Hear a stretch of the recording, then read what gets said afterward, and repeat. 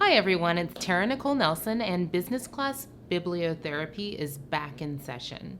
One of the best motivation science books of the last decade was Carol Dweck's Mindset, The New Psychology of Success.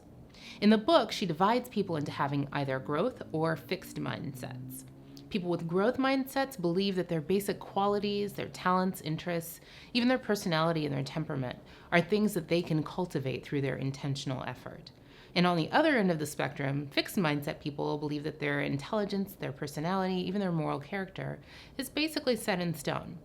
You can see why it might be ideal to have your team be full of people with growth mindsets. But there's actually much more to this than meets the eye. People with fixed mindsets actually spend a ton of time trying to seek success by proving how smart or proving how talented they are, while people with growth mindsets spend their time stretching, developing themselves, learning new things, and trying to move into a different realm of possibility tomorrow than the one they live in today. They are much, much less likely to self-censor or to shut down potentially great new ideas out of the fear of looking stupid. They're much less likely to let anxiety shut down their creativity.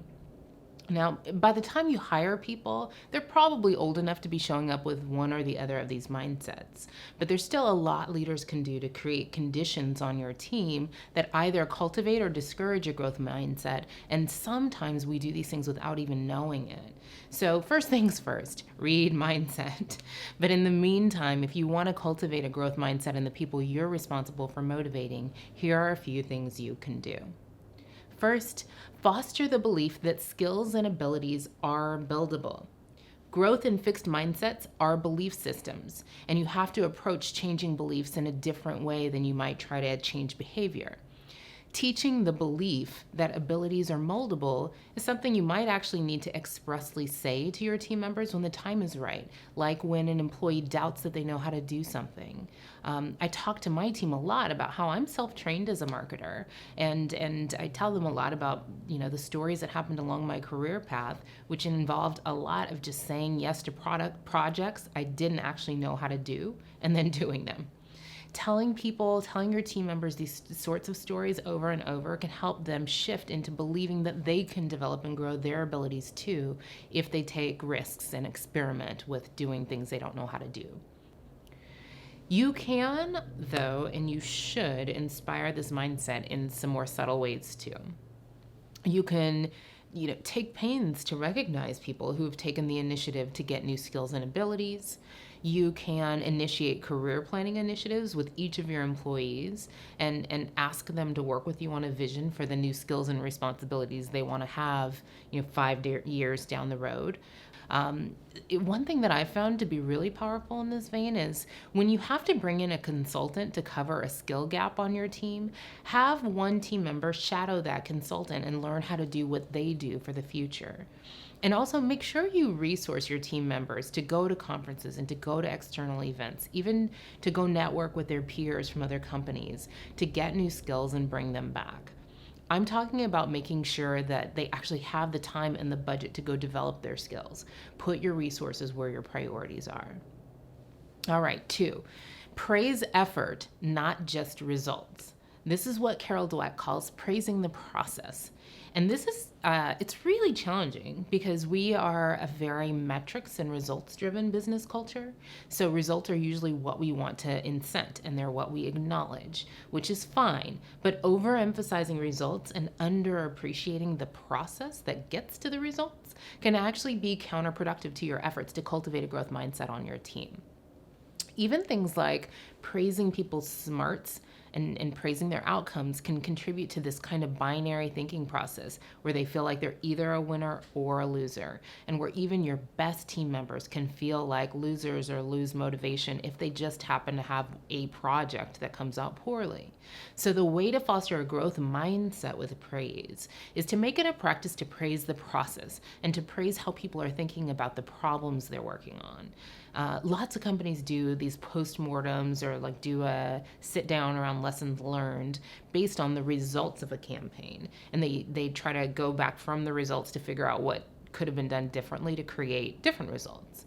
But Carol Dweck suggests that we should actually be giving positive feedback on sound rationales, on problem-solving processes, even on persistence, almost as like a separate issue from giving feedback on the business results of a given campaign. When you praise effort and perseverance and learning versus ability or efforts, she says we will actually foster an appreciation for the true ingredients of achievement. And third, avoid labeling people or projects. Okay, you are watching this video, so I will take that to mean that you are not that guy who calls your team members names or yells at them or harshly criticizes their work. But you might fall into some other labeling patterns that I've even caught myself doing, which don't seem terribly bad on the surface, but they're actually very counterproductive to creating a growth mindset. So here are a few things I've done that fall into this category without even realizing I was doing them. Labeling my own employees positively, critiquing other companies or teams' employees with labels based on outcomes or results, both positively and negatively, and judging projects with black and white or pass-fail type labels.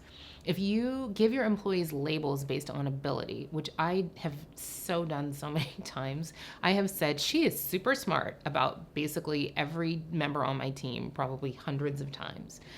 The problem with this is that you can actually set people up for a fixed mindset pattern of seeking to prove they're smart versus seeking opportunities to develop and grow.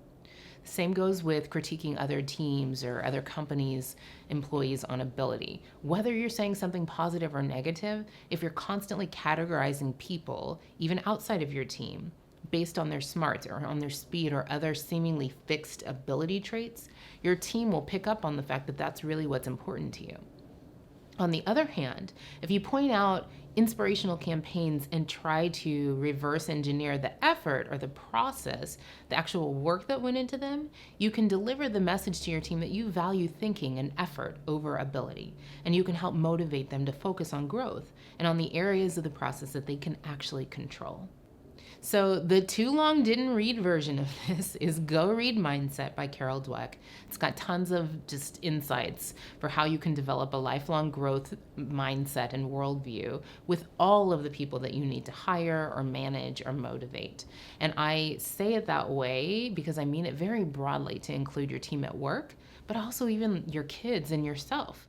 Cultivating your own growth mindset and growth mindsets of the people on your team is one way to expand what they believe is possible in life and at work, and to increase the size of the swings that you take and the creativity of your efforts. I think you'll enjoy the book, and I hope you enjoyed this video. If you found it useful, please like it on YouTube and like and share it on Facebook, and drop me a note. My email address is just the letter T, @Tara-Nicholle.com. If you submit your own question about leadership or transformation, I'd be happy to consider it for an upcoming Business Class BiblioTherapy session.